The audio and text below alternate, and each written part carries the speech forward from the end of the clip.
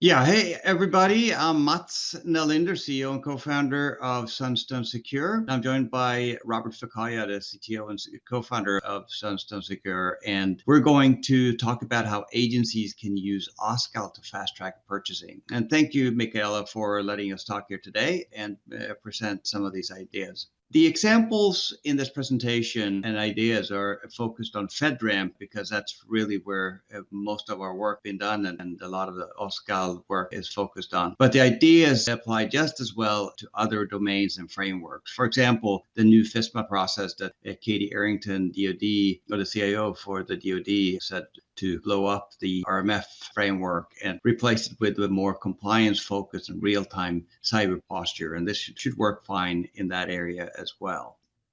So a bit about me. I come from an engineering and a business background. And one of the most helpful marketing concepts I've leaned on over the year is the difference between product-centric and customer-centric thinking. In a product-centric organization, you focus on selling what you built. But in a customer-centric organization, you focus on understanding what the customer needs and deliver that. Right now, when I look at how OSCAL is positioned in the market, it feels very product-centric. A lot of vendors, including SunStone, with our technology being OSCAL native product, have developed powerful tools using OSCAL. But the adoption hasn't moved very far up the value chain from tools vendors and also the CSPs who would be using them. Some 3PAOs are experimenting with it, but most aren't. And none of the agencies that SunStone has worked with are ready to fully accept OSCAL. On top of that, FedRAMP even removed the OSCAL mandate. So that really got us thinking about what real values does OSCAL bring to agencies? And how could that value actually drive adoption from CSPs and the 3PAOs and not the other way around? So let's talk about what agencies and clients are up against when they're trying to procure a new system. So at the SunStone OSCAL Plugfest this past May, someone from Amazon mentioned how hard it is to evaluate the actual quality and efficiency of a vendor. For example, being a SOC 2 certified product, for example, doesn't tell you much about how well the controls actually are implemented. With FedRAMP 20X, there's now a conversation about letting CSPs demonstrate compliance more flexibly, not just assigning a fixed level like low, moderate, or high, but mapping to risk in a more tailored.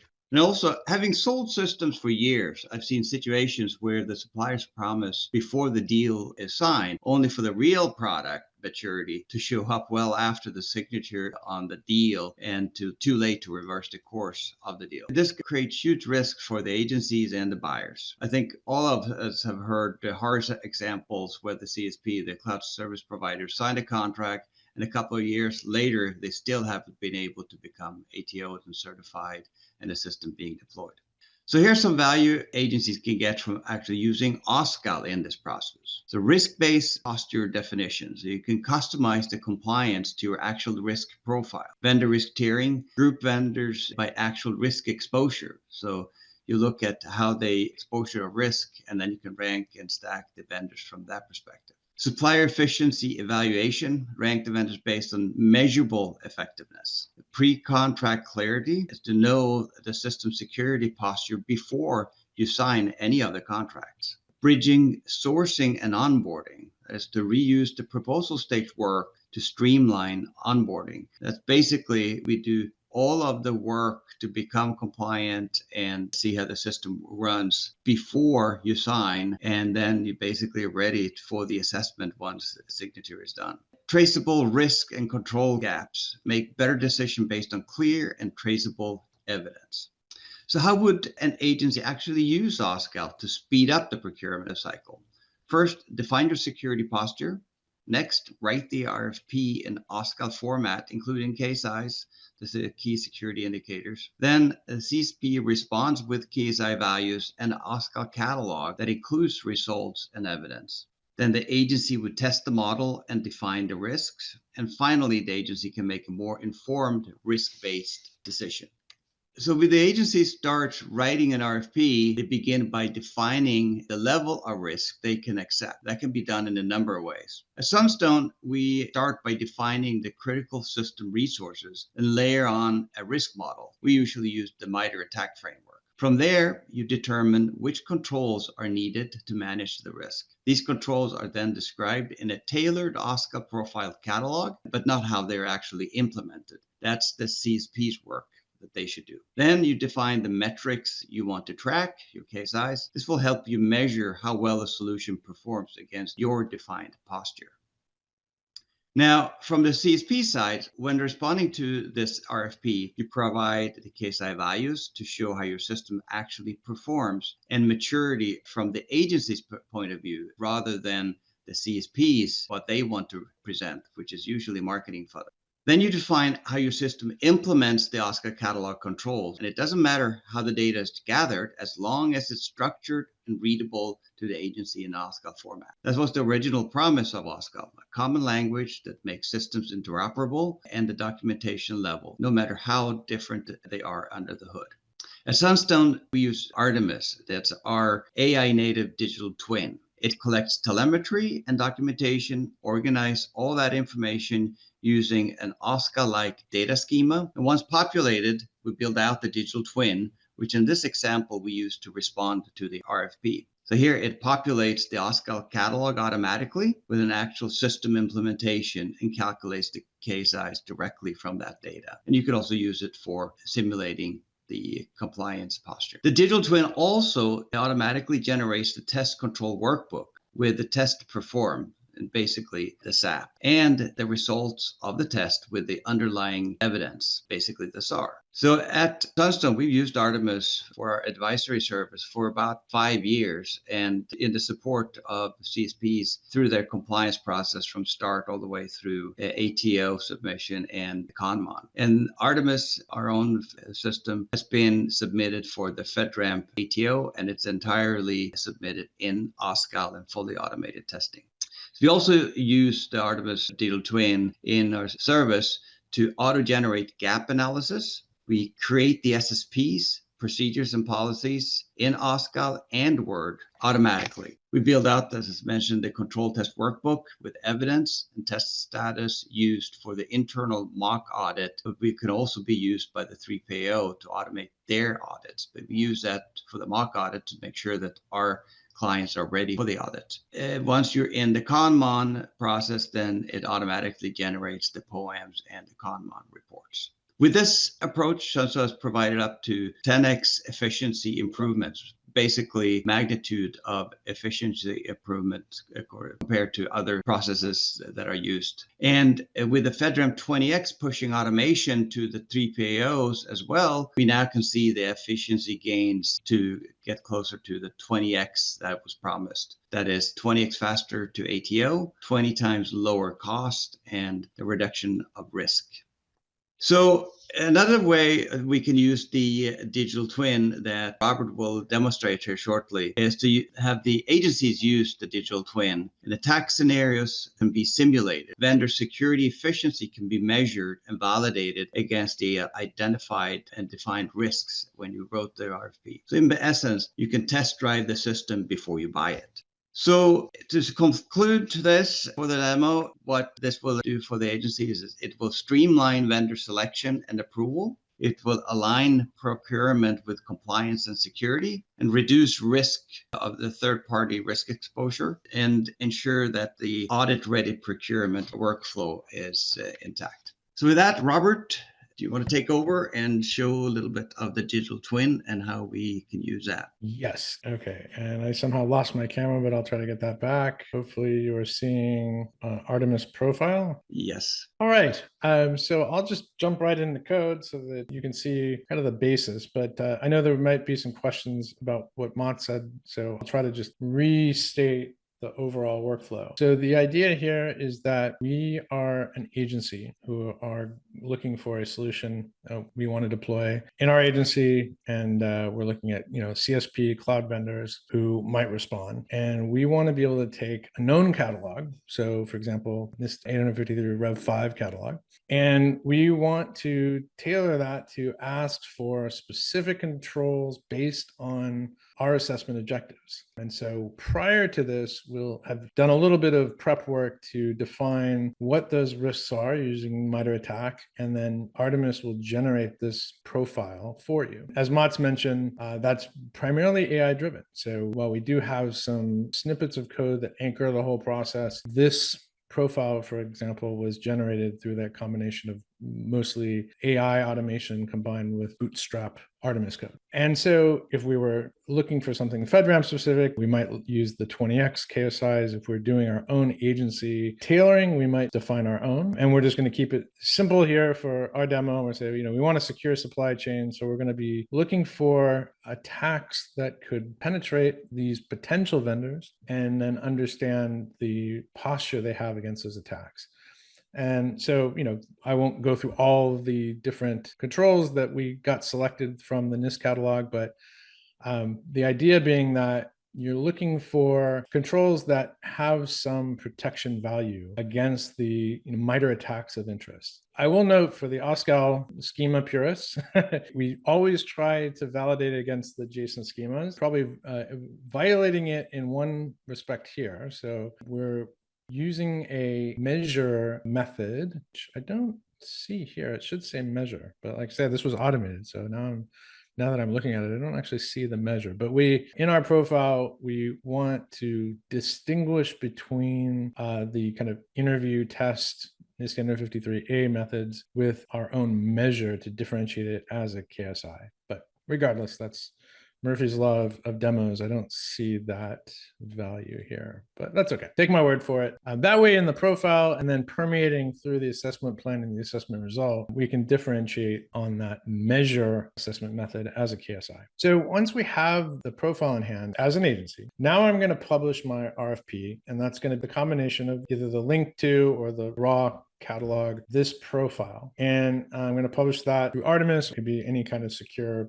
package mechanism. Ultimately, it could be through a trust center or something like that. And the CSPs who want to respond to that will download that, and in their own either use of Artemis or in their own system, they're going to process that and produce a pro forma component definition model. So these are the components that they're going to deploy to respond to the RFP and what will be representative of what's in the production environment. And they're going to generate a pro forma assessment plan and assessment result. We're just going to focus on what the agency is seeing today, so we probably won't have time to go through all of that. But ultimately, I'm going to jump over to what the digital twin actually looks like here.